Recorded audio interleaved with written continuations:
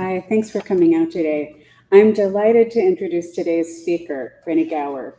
So Reni has over 40 years of professional experience in the fine arts. Her work has been showcased internationally in Qatar, Australia, Italy, Peru, Korea, Israel, Belgium, England, Moldova, and Moscow, in addition to a host of national venues. So she's gotten her work out a lot. She's represented in collections, including the Library of Congress print collection, Pleasant Company, Mattel Incorporated, the American embassies in Lima, Peru, and Osaka, Japan, Media General, Capital One, and the Federal Reserve Bank. She's received a lot of grants and awards, including a Paula Krasner Foundation grant, a CCAC Award for Outstanding Artistic Achievement, College Art Association Distinguished Teaching of Art Award, and the Virginia Commonwealth University and VCU Arts Awards of Excellence in Teaching, as well as an NEA CICA Southeastern Arts Fellowship, Virginia Commission for the Arts Project grants, and CCAC Awards of Excellence in Teaching, and outstanding catalogs of contemporary materials. She's also received 2 Ford Foundation grants awarded through Syracuse University. So, Reni's taught for 37 years at Virginia Commonwealth University and retired in 2018 from the Department of Painting and Printmaking there. In addition to her studio practice, she curates award-winning traveling exhibitions for Wiley Contemporary Inc. and is available for workshops in paper cutting, encaustic, and professional practices for artists. She's a past member of the College Art Association Services to Artists Committee, as well as a past board member of CCAC. She holds a Master of Fine Arts degree from Syracuse University, a Master of Arts degree from the University of Minnesota, Duluth, and a Bachelor of Science degree from the University of Wisconsin-Madison. She currently resides in Virginia. And one thing I can say is that through all of this activity, both her teaching and her professional activities, she's impacted a lot of artists and a lot of people. And now she gets to talk to us today. So let's give a warm welcome to Reni Gower.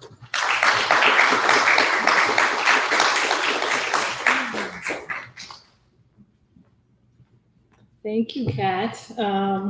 It's always sort of humbling to hear your bio read out in front of you, almost like an obituary. But anyway, good morning. I'm delighted to be here and talk to you today. And I want a special thanks to Kat Crouchett for bringing my work to your attention in the first place. As she mentioned, I am the Curator-Director of Wiley Contemporary Inc. And it's taken me almost 20 years to sort of claim that title. And it's very much a work in progress. So as an artist, I was not formally trained as a museum professional, but I choose exhibition themes that run parallel to my research interests. And I think you'll see that as it plays out in the slides.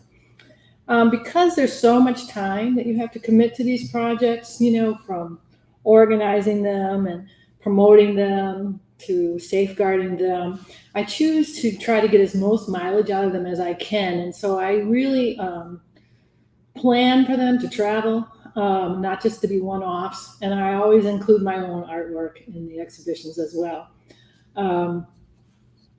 When I first started creating the projects, I really thought of myself more as a coordinator, not as a curator. And there's a pretty big difference there in my mind.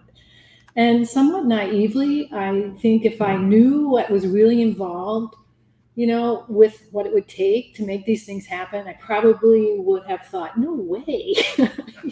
It's like, how in the world do you think this is going to work? But, I just I feel like I had enough, background as an artist and as an educator, hosting and mounting exhibitions, hundreds for myself and students, that I did have the skill set to pull these kinds of things off.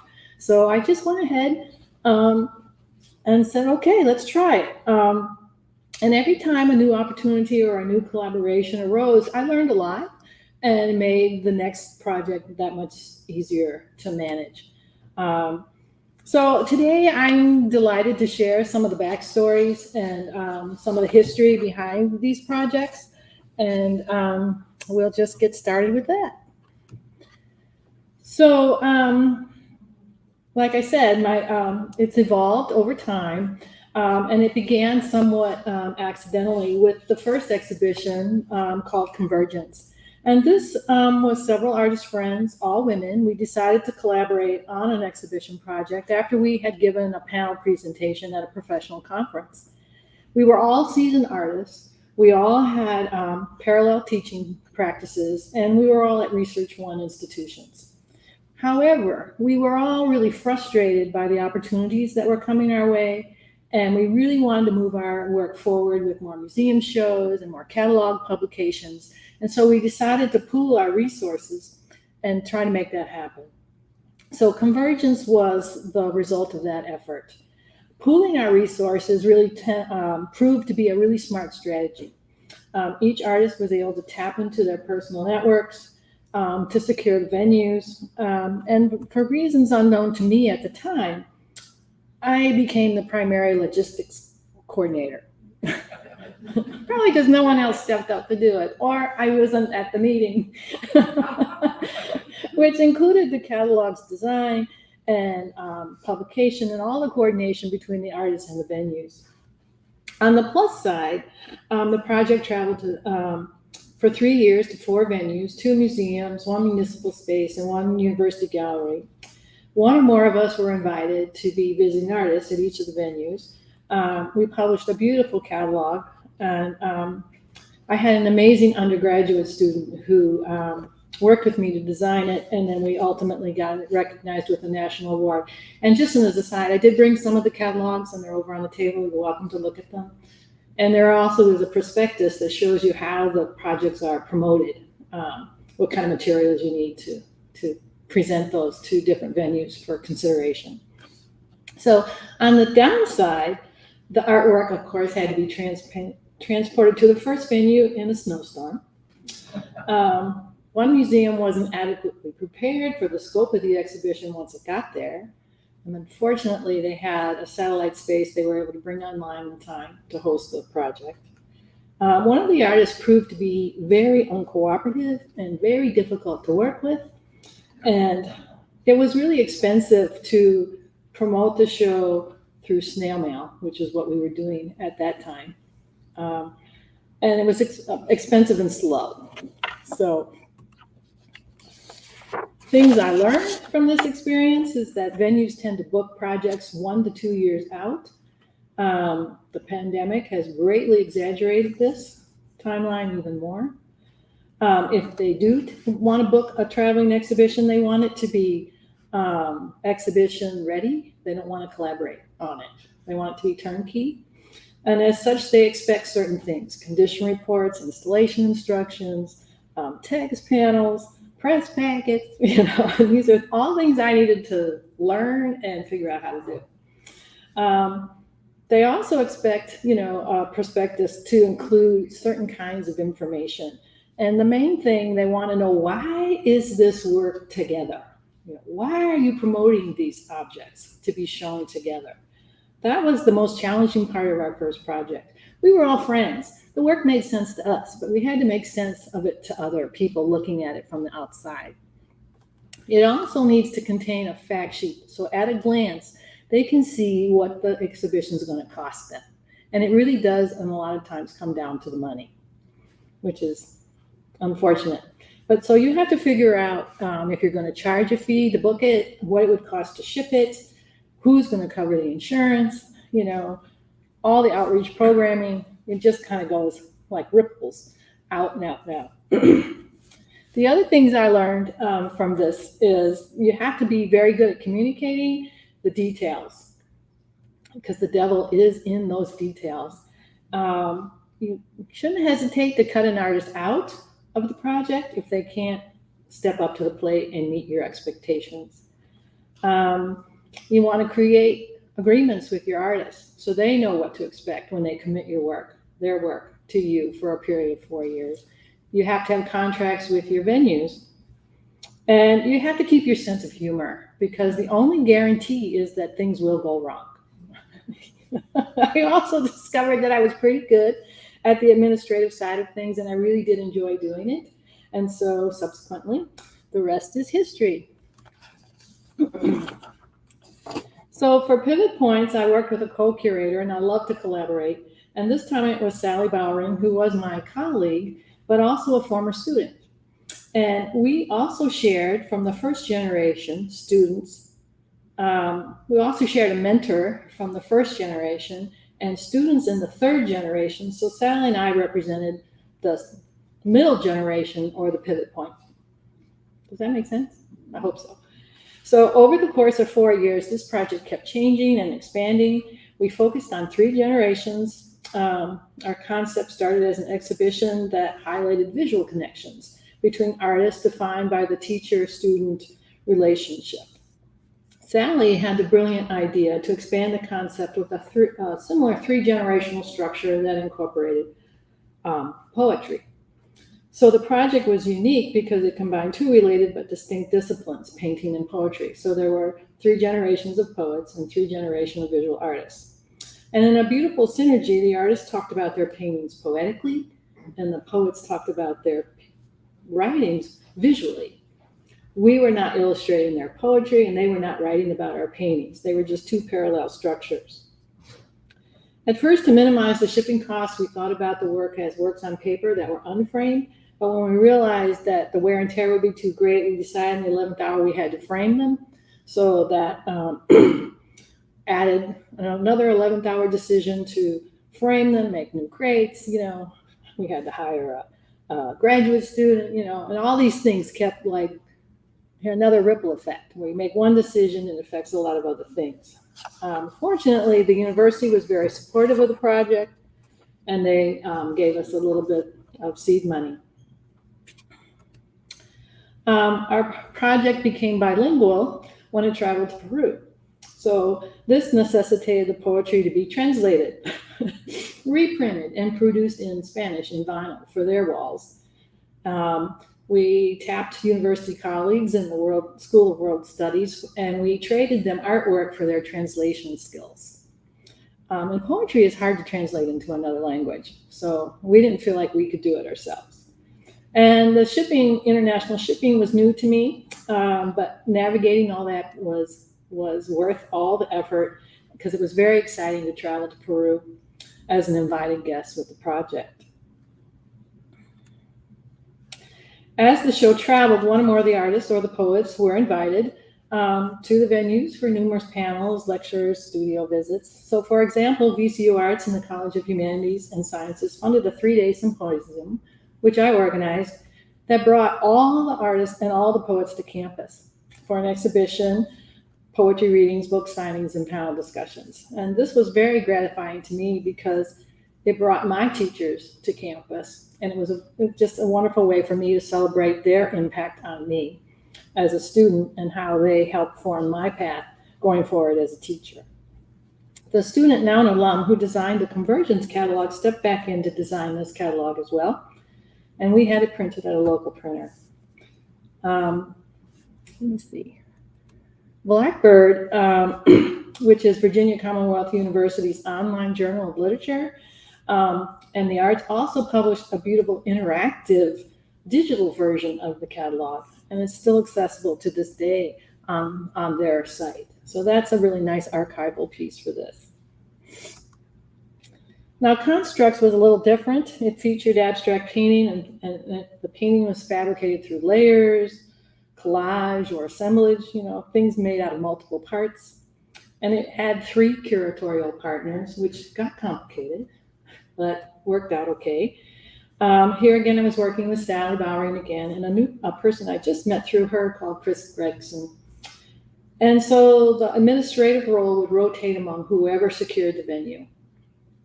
And the catalog was designed for another in-kind trade with a graphic designer, and we had it printed in Hong Kong, which proved to be more affordable.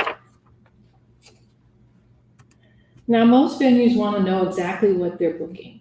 So normally your prospectus would contain the actual works you plan to exhibit.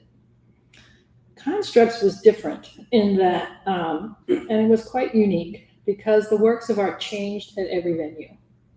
So basically it made the exhibition a new construct in itself every time it went out. And the artist roster kept shifting At one point we had 9, then we had 11, then we flip-flopped 2 or 3. So it kept like mutating. So to make this arrangement work, you have to have the ability to adjust the prospectus and materials pretty easily. So at this point, things started to go online, and it was helpful that you could, manage all of the details that way. And you also had to have complete trust in your artists that they would provide appropriate artworks that still made sense as a group. So it was much trickier to promote, but we used installation shots from previous showings to convey the scope of the show and to tailor make the project for each venue that it went to. And so this show was kind of like a chameleon that could be adapted to very expansive, large spaces, but also to very intimate spaces.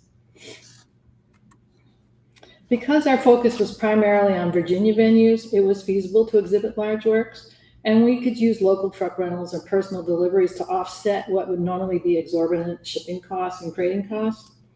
But even when I got the show to go to Mobile, Alabama, the venue actually agreed to drive from Mobile to Richmond and pick up all the work in both directions. So that was quite a coup. And they also paid for me to fly to Mobile to help install the show and then be there when it opened.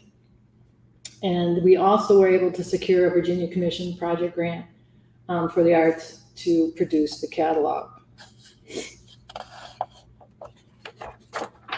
So up to this point, I was organizing and collaborating on exhibitions with artists that I already knew. And I was working on projects that had a shared concept rather than focused on a particular medium. My ongoing interest in encaustic, which is working with pigmented hot wax, prompted a shift which launched for me numerous new projects. The Divas and the Iron Chefs on encaustic was the first. So for this exhibition, I started with an open call for submissions through CCAC, which is a national organization of artists, educators, historians, designers. And I rounded out the roster by inviting 2 nationally recognized artists working with the wax, and I invited a former student as well.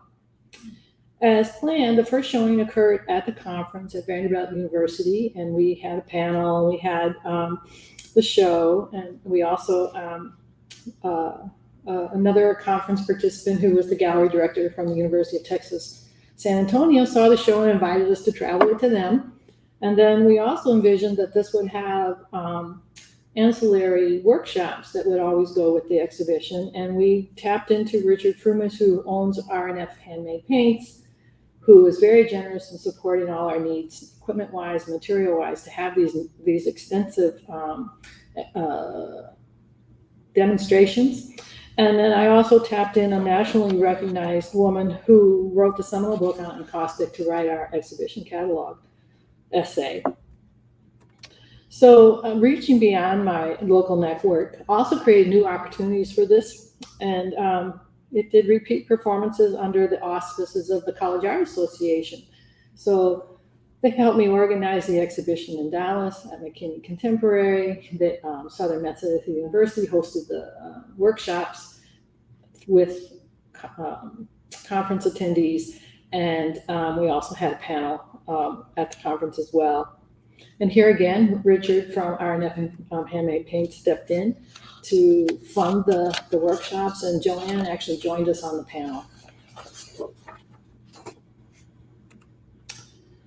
Other opportunities would follow. 3 Virginia venues secured through previous projects, and VCU joined the list of venues. Another exhibition, Heated Exchange, an expanded version of the Divas and Iron Chefs, would follow in 2012. Joanne Montero invited me to present several times at an international caustic conference that she organized for many years. I personally attended a workshop taught by R&F Handmade Paint at their factory. Kat went with me to this, and I believe we confirmed that that was her first experience with encaustic. She's now an expert. Everyone associated with the project has become lifelong friends and sometimes future collaborators. I was the sole curator for Paper Cuts, which traveled to 12 venues for 5 years. I was the visiting artist for 11 of those venues. A February snowstorm again prevented me from visiting the Muskegon Museum just down the road. Sometimes I visited twice to help with the installation and sometimes just to work with the audience or their students. My interest in paper cutting began in the summer of 2009 when I was teaching a summer course in Glasgow, Scotland that was affiliated with VCU's Creative Writers Workshop. And at the time, I was also researching sacred geometry, in particular the Celtic knotwork designs as a universal cultural symbol. One of my duties for doing during the workshop was to mount an exhibition of what we had created over the course of 5 weeks. And so for my piece, I had to find a way to make something that was big relatively quickly, and that was also in keeping with the complexity of what most of my research interests incorporate. For some reason, these are those flashbulb moments in your head, you know? You think, well, I could cut it. I'm like, I've never made a paper cut in my life, but I had designed a stencil and I traced it and I cut it and I thought, well, that worked. And I brought it back to the States and showed it to a friend and they got so excited about it. I thought, well, maybe there's something more here that I should be thinking about. I really thought of it as a one-off at the time. But her enthusiasm prompted me to do some research and to look for other artists who were working with contemporary cut paper. About this time, there were several museum shows that were also focused on this idea. The New York Museum of Art and Design mounted Slash Paper Under the Knife, and the Huntington Museum of Art organized a similar exhibition that was not just paper, but incorporated other materials as well, but all focused on the cutting. And I was inspired by these exhibitions, but of course I didn't want to replicate them, and I didn't have the scope, you know, I didn't have the bandwidth to have exhibitions that included, you know, 25 plus people. So ultimately, paper cuts evolved over a period of a year, and I chose to showcase work by 7, I believe, women artists, and none of them were known to me previously. So I found them through research on the internet. And I discovered Lenka Konopkas's Indoor Tornado during my visit to the inaugural launch of Art Prize, which was in Grand Rapids, Michigan. I come to Michigan a lot. And you can see her indoor tornado in this slide on the floor prior to its installation at Space 301 in Mobile. So the artists came from Australia, France, Czech Republic, Canada, and the United States. And they all brought a broad range of international perspectives to this contemporary art of paper cutting. We all use different kinds of tools to create the work, and the imagery ranged from narrative commentary to complex structural abstractions. Importantly, the work celebrated the subtle nuance of the artist's hand through the hand-cutting processes that we all used. The works were also highly charged commentaries on critical contemporary issues. Caron examined dysfunctional dystopian environments. Forsyth created beautiful decorative works about oil spills and other tragic disasters. Let me just go back to this one. That's her hands cutting the circles. Konopkas addressed the impact of catastrophic weather, such as tornadoes and wildfires. Wolfe lamented the loss of intangible histories. Scallon explored contradictions between nostalgia and vulgarity. And Belcher and myself explored the universal solace and meaning through perfect geometry. The last showing of the exhibition was downsized for its trip to the Middle East. And this time I worked through an international shipping broker. I got smart to ensure its safe passage. VCU Qatar sponsored 4 of us to come to Doha, and I coordinated 2 unique workshops for their students and gave a lecture in conjunction with the exhibition. You can see the tornado outside installed in that circular space, and then the other pieces through the gallery windows.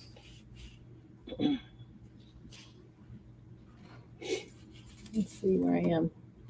All right, so 2 years after the Divas and Iron Chefs had closed, I was approached by a gallery to show it again. Well, of course, it had closed, and so I took the opportunity to recreate it in a new way, and I added artists who worked with the medium in a more sculptural way. The initial 8 artists were also invited to participate again, and many added new works. Newly relaunched, I looked for ways to broaden its outreach. And for a short time, I worked with an organization called Mid-America Art Alliance. And there, to do that, I had to rebrand the show. They took it over. They increased the price exponentially, and then they promoted it.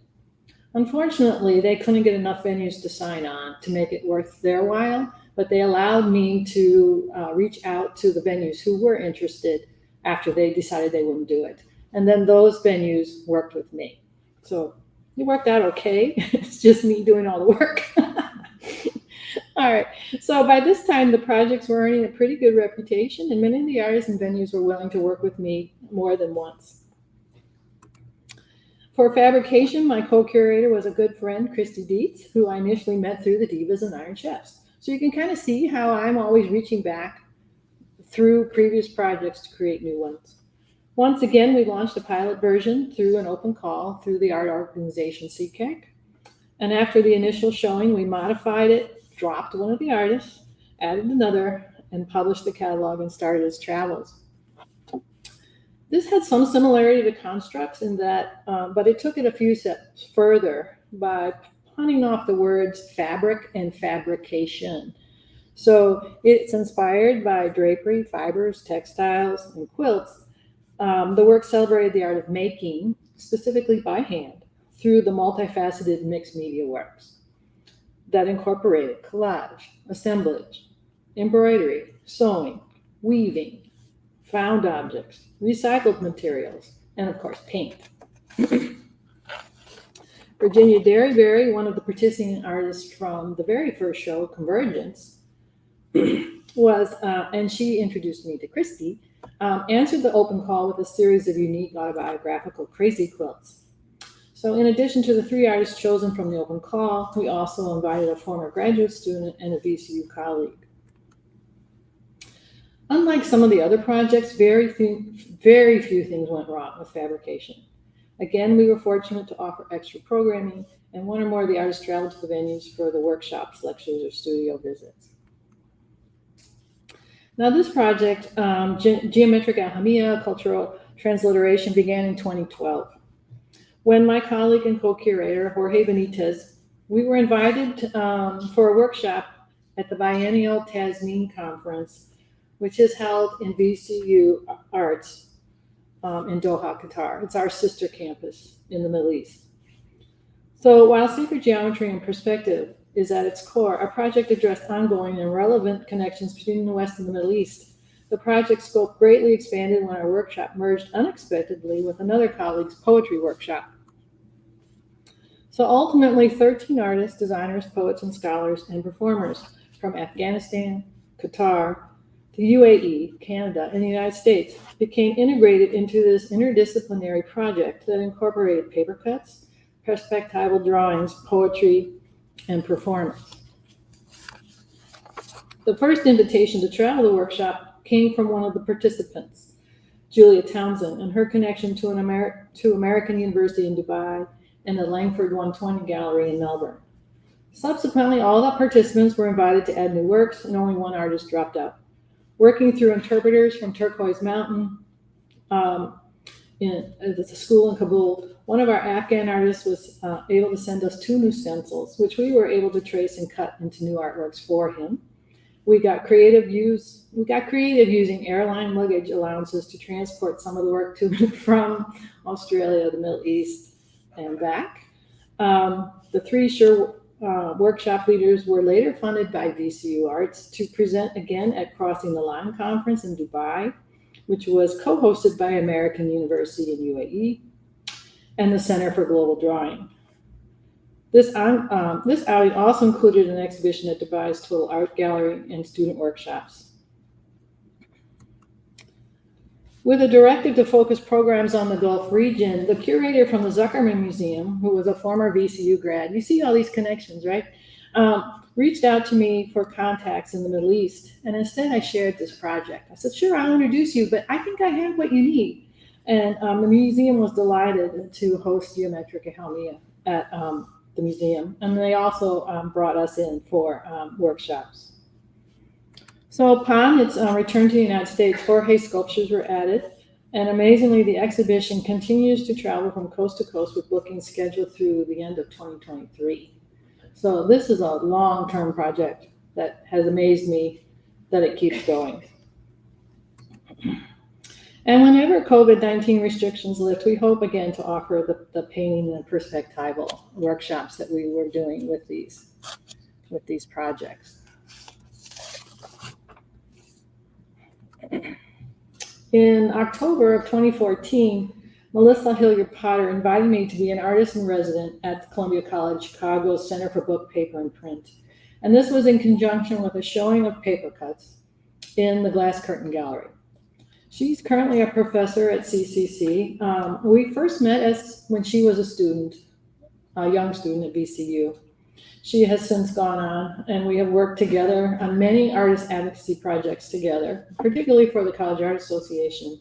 But she was actually my point of contact for CAA when the Divas and the Iron Chefs went to Dallas. The residency was an amazing opportunity for me to explore a new medium. And I was so delighted with the results of my residency, I proposed an exhibition to a regional museum in Virginia. Because they wanted to host a book art show, I said, well, let me do something with that. And then I asked Melissa to co-curate with me, and Pulped Under Pressure, The Art of Handmade Paper was the result. So with her extensive knowledge and network, we were able to focus a project on artists who had strong ties to Columbia College Chicago, and who many I had met while I was there. And many of them were my actual expert assistants when I was making the handmade paper. So with traditional hand paper making at its core, Pulped Under Pressure underscores important contemporary issues steeped in history and craft.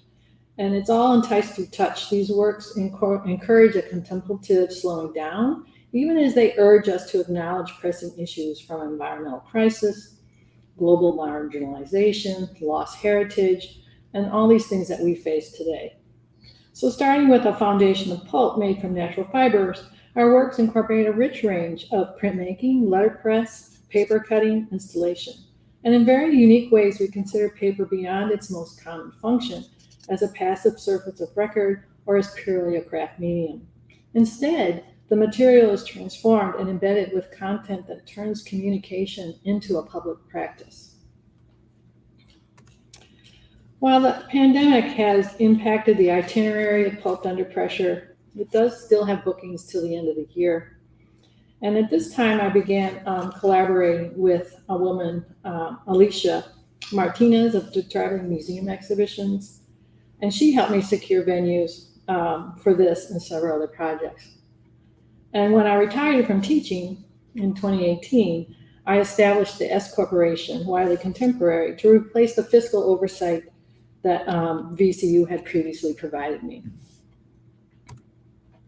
So traveling with the projects is one of the best perks associated with these. Sadly, here again, the pandemic has really impacted our ability to offer the extra programming. But subsequently, most outreach programming has been converted to live Zoom chats or lectures. The Talisman workshop seen here with Melissa was at Lawrence University and was one of the last in-person workshops we were able to implement. In the spring of 2019, the Museum of Piedmont Arts asked me to create an encaustic exposition for them. Of course, by this time, heated exchange had ended, and I didn't want to repeat myself, and I didn't really want to do a Virginia survey of artists working with wax. So instead, I was inspired by new work Christy was making, and I envisioned flashpoints as a means to reveal where materials and intent are fused. So myself included, many artists often examine a core idea through several different mediums, right? So with a shared focus on encaustic, the works in flashpoints also explored painting, printmaking, both digital and mono, sculpture, artist books, installation, and tapestry. And, here again, the title is a pun, so it's where the idea and the material are fused. And if you work with wax, you have to fuse each layer to the previous layers to make the bond hold.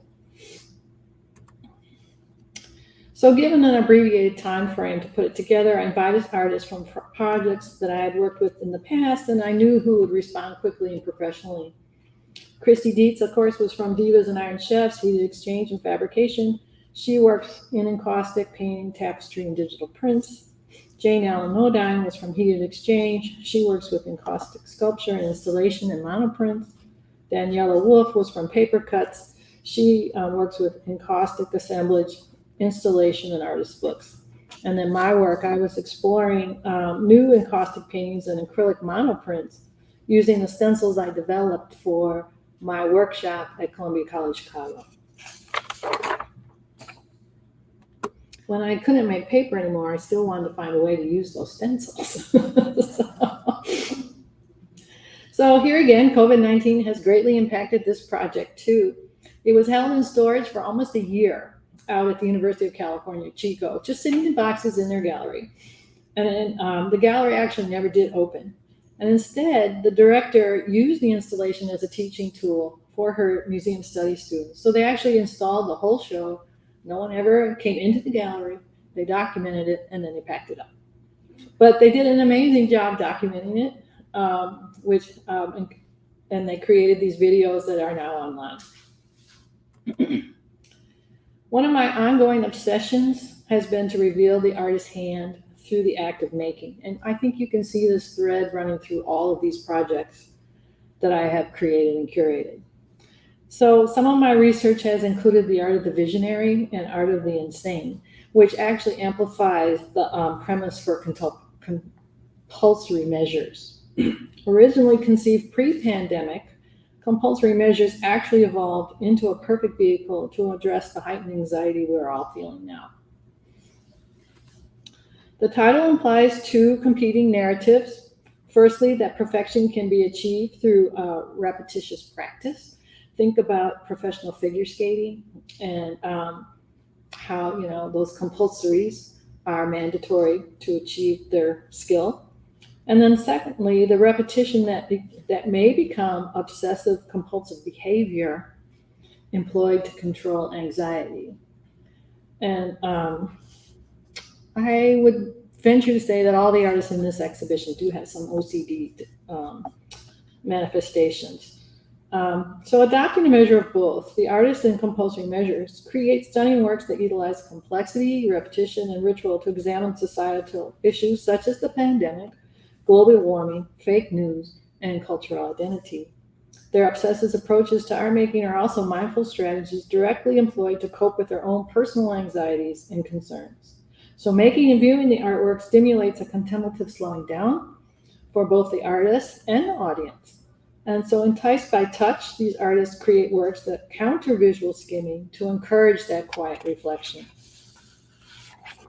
So the exhibition became a perfect conduit for diffusing unease while generating conversations that embrace cultural awareness through mindfulness. So this last project, and I know this is a lot of projects that's going on, I want to share with you is The Garden. And this project was conceived as an optimistic counterpoint to the pandemic, partisan politics, and our culture's diversive polarization. Jorge Benitez is once again my co-curator. And while we had all the artists in mind, you will recognize some of the names, including cats. Before we actually conceived of the theme, the garden became the perfect metaphor and inspirational starting point for the works. Across the globe, from king to commoner, the garden has provided sustenance and pleasure throughout time in both corporal and spiritual ways. As in Milton's Paradise Lost, or Bosch's Garden of Earthly Delights, to Monet's Giverny, or Thoreau's Walden Pond, artists have often portrayed the garden as an ever-evolving and fertile metaphor for life colored by contrast. Humble or grandiose, cultivated or wild, lush or arid, ornamental or medicinal, secret or shared, the garden protects and provides as much as it provokes and stimulates. So, no matter its form, during this time of anxiety and uncertainty, the garden offers a much needed refuge and a heartening reprieve. So, inspired by nature, the garden awakens the senses and enhances well being. So, perceptually tactile and expressively verdant, elemental references to light, air, water, earth, and fire are all embedded in the interdisciplinary works by these 8 artists. Benitez's luxuriant weavings float on a breeze. Baroque arabesque and Chinese ganshi animate Baudouin's intimate landscape paintings. Optical and spiritual effects of color and light are radiant in my elusive paper cuts and in Tapia's fiery and fluid watercolors. Geometric constructs are fused with the organic in Bowering's layered lattices, Crotchet's burnished encaustics, Gregson's topographical mappings, and Potter's striated weavings crafted with fibers harvested from a papermaker's garden. In addition to the individual works, tools, and ephemera process revealed is a unique companion multi-part piece that provides an intimate insight into the creative process. So basically, it's a small exhibition within the exhibition that's comprised of 50 components. Each artist contributed sketchbooks, unique tools, plans, preparatory drawings, and artist quotes. So it opens up the creative process and gives you a sort of very intimate look into the way the artists think about making their work. Optional vinyl cuttings, a new venue in my work, can also be added to the project. This is an example of the vinyl that was produced for the museum at Piedmont Arts. The next showing of this project goes to the Mattituck Museum of Art in Waterbury, Connecticut in May through August. So, to close, I'd like to explain the background image of this slide, which is a graphic of the Lorenz attractor as a visualization of a chaotic system that generates pattern. For me, it's the perfect representation of my artistic and cultural practices, which constantly loop back and forth between research, making, and all the artists I have met along the way. I will be forever grateful for the support of all the folks who have willingly collaborated with me and or entrusted me with their artwork. And that's a lot of trust. And at this point, I'm delighted to answer your questions. And I can also share some of the actual catalogs and one of the perspectives for the garden, if you want to see what they actually look like when you're pitching the show. So thank you very much for your attention, and I'm delighted to answer your questions.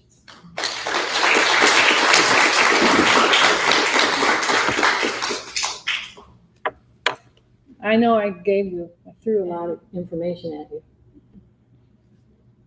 Silence. Mm-hmm. I'm interested to know if you see a correlation between your artistic practice and your practice as a curator.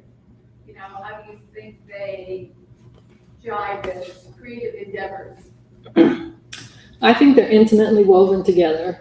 Like I said, when I started, I pick themes that resonate with what I'm doing in the studio. Paper cuts was a perfect example of that. I'd never made a paper cut before. Once I started doing the research, I saw what great depth and interest there was in the medium, and that prompted me to create the project. I also work kind of through a collage sensibility where lots of moving parts pulled in, taken out. Even in my painting practice, I often think of my paintings as sort of mixed media collage. And so putting together a curated project is similar in that way, that you come up with sort of a umbrella idea, which will then get fleshed out and refined as you move forward with the artists that come into the project. But you adjust as artists commit. So if this one artist commits, then maybe you won't ask that artist, And so it's this constant sort of shuffling, if you will, until you get the right mix. Does that answer your question? Okay. Kat, you had a question? Yeah, what was your biggest learning curve going from maker to curator and administrator? What was my biggest learning curve? Well, who to work with was a big learning curve. If someone is going to be obnoxious, I'll try to bring them in. If the other big learning curve was this concept had to be more finely tuned. We couldn't just assume that a venue would get it, just by looking at the work. You have to spell it out. And that was hard with the first group because we didn't really have a concept. We just had art that went together, and we knew how they were connected, but they were in all different mediums: ceramic, sculpture, painting, mixed media. And it was challenging to find that hook, if you will, to promote it. And then just all the parts, the nuances that, the fact that they want them turnkey, in my naivete, I thought, well, they'll collaborate with us. No. If they're going to pay for something, they want it ready. They want it to go. And so you have to figure out, well, what's a condition report? I had no clue. I go, a condition report? What is that? Okay, I'll provide that. Just tell me what it is. I'll make one. Like I said, I learned a lot by doing it. And over 20 years, I've kind of gotten to know what's expected. And so I kind of have a way, it's easier to put the project together now than it was in the beginning. Shipping's challenging. Yeah. With all your talents for art, are you aware that you are a terrific salesperson? Oh. You were able to go to these venues or contact these venues and tell them it's worth it.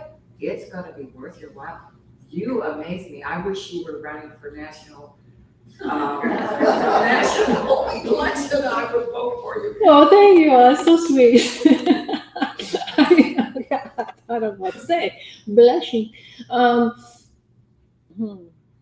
don't know. I think I just have such a commitment to the projects once I've invested in them and to the artists that I've chosen to work with that I take it very seriously to move the project forward. And it's hours and hours. So, I was fortunate to work with a woman who was doing some of that for me. But then with the pandemic, she got sick and she stopped for a while. And I'm hoping we can set that relationship up again. But in the meantime, I've started doing it again myself. And just to give you a sense of what it takes, in a small sense, you have to reach out to probably 200 to 300 venues to maybe get 3 or 4 bookings.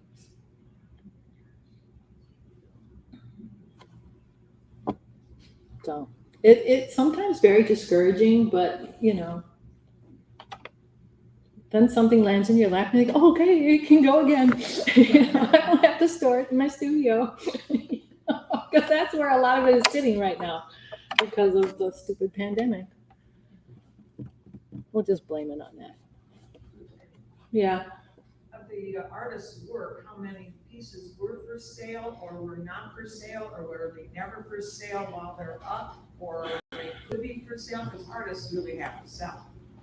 Well, that's a very good question. When a show is traveling, nothing can be for sale because the artist has to sign an agreement with me that they will commit the work for this X amount of time.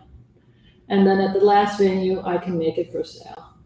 But that is a challenge. How do you know it's the last venue? Well, you don't always, but I mean, you reach a point, and I've been really fortunate that many of them have traveled up to 12 venues. That's a lot of wear and tear, on handling works of art. And so that's really a pretty good indicator that it's time to get it back. You don't want things to get damaged, and so, and, because I'm not a museum trained professional, I know there's some former registrars here. I do think about it, but I don't shy away from things that are maybe less ideal for traveling. Like in paper cuts, there was a single sheet of paper that had to be suspended from the ceiling. I had to repair it once. I had to bring in a conservator and repair it and pay for that. But it traveled for 12 venues and it managed to survive without, catastrophic effects. Encaustic is pretty durable, but if it's not stored properly, it could be catastrophically damaged. So a lot of curators won't do it. I have pieces in that Flashpoint show. I don't know if you remember the images of all those small pieces on the wall, like an installation. They are so fragile. She shipped it to me one way. No. I repacked it in a different way, and I'm still worried about it breaking. And pieces break. And when I unpacked it, when she shipped it to me, I said, that's broken. So I fixed it. Now I know 3 pieces are being shipped back to her to be repaired, and then she'll return them to me. So there are all those things built in, and you have to be willing to encounter those things. Because if you aren't, then you shouldn't undertake it. In the back. Have you ever had to tackle with educating a new demographic to ingratiate them into what your caustics are or whatever? I'm not sure I understand the question, but I always offer outreach programming with the exhibitions because I want to go to the venue. I want to give the lecture. I want to do the workshop. That's the best part, going out into the world. These are not money-making enterprises. This is not, my income.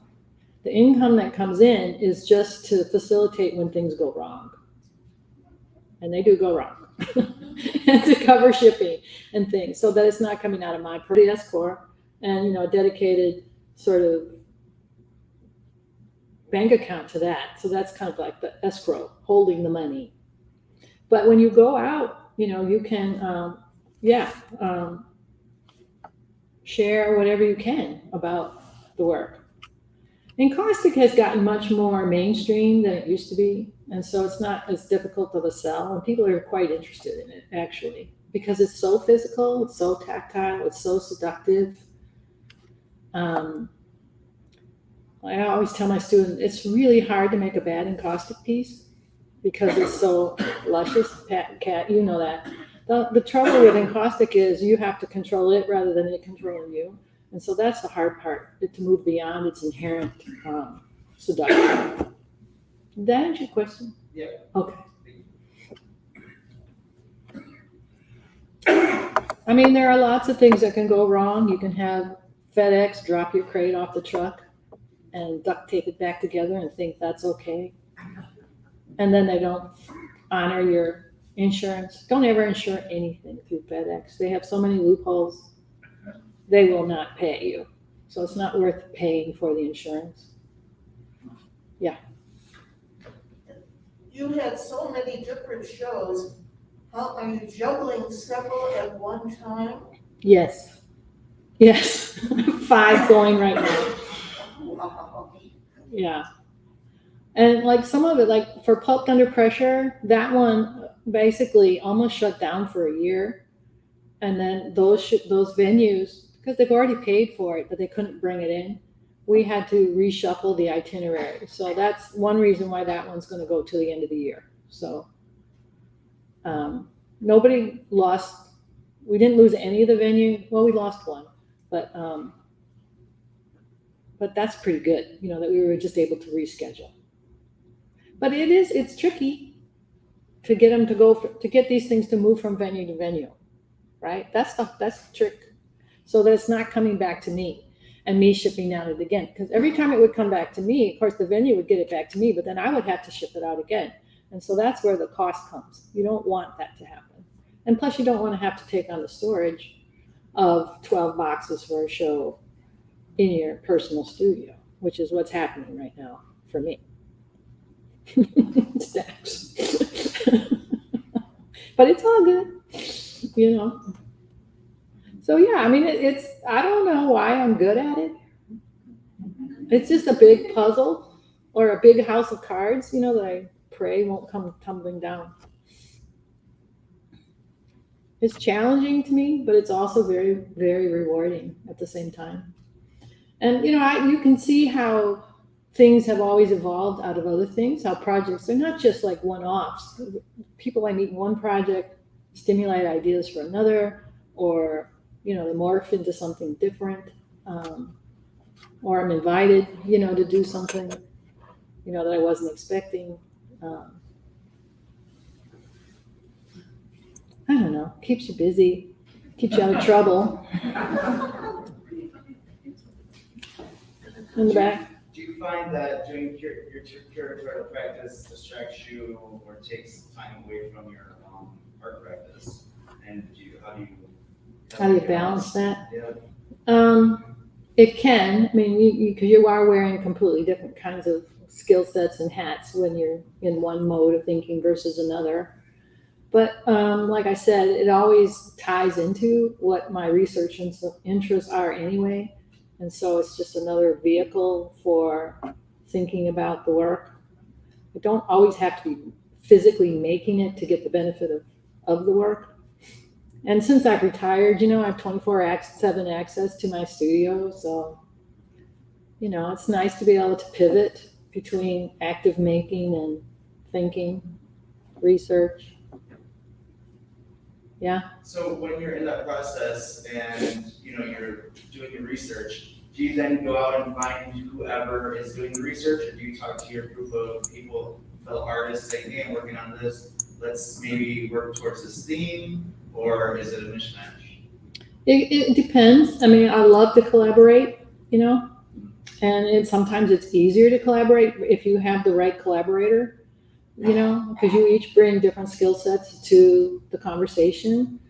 So like with Pulped Under Pressure, my only experience with making handmade paper from pulp was generated through that invitation to Columbia College Chicago, right?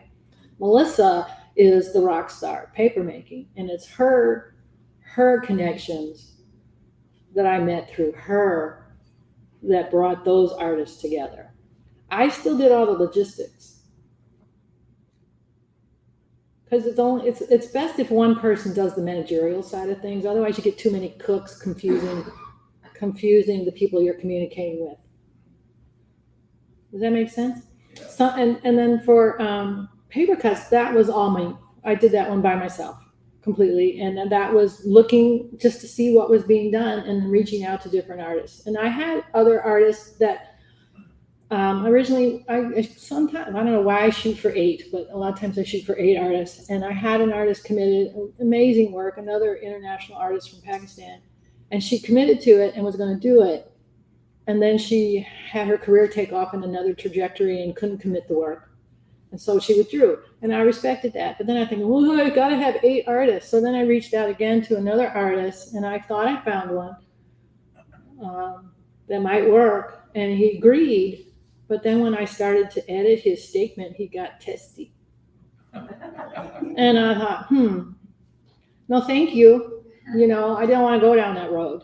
And I decided I didn't need the 8th artist or what that perspective that he would have brought to the table. And it ended up being 7 women artists, which was fine and actually perfect. So, here's that collage thing again, where you're shuffling different things and you see how they fit. Sometimes they fit instantly, sometimes not so much. But whenever I've collaborated with someone, I always collaborate with someone I know really well, that I know that they're committed to the project and that they will bring something that I can't bring to the project. And the collaborations have been amazing. Highly recommend that. But you can do it on your own too. Yeah. Sorry, but when you find a venue, do you find that you have to edit down your groupings, or do you find venues that could house the amount of art that you are bringing to the table? Well, when they're traveling, you want them to commit to the show. Right. And if they can't show it all, you tell them that they can just make sure everyone's represented, but they still have to agree to receive it all, because they have to agree to ship it all to the next venue, whether they can show it all or not. But you you tell them how big the show is in the proposal. So if they don't have the space for it, they won't consider it, from the beginning. And that was a little bit of the problem with Constructs. It never was the same show. And it went to like 13 places, but it was never the same show. And that was frustrating to me. But the other curator, he had a different vision for it. And, he brought most of the venues to the table just through his abilities. And so when he knew what the space was, he told us all how big the space was. We all told him what maybe we could put in. And then he told us what would fit. And then that's what we put in. So sometimes it was very intimate, just works on paper. And other times it was like Space 301 in Mobile, where I had a massive space, like 4,000 square feet.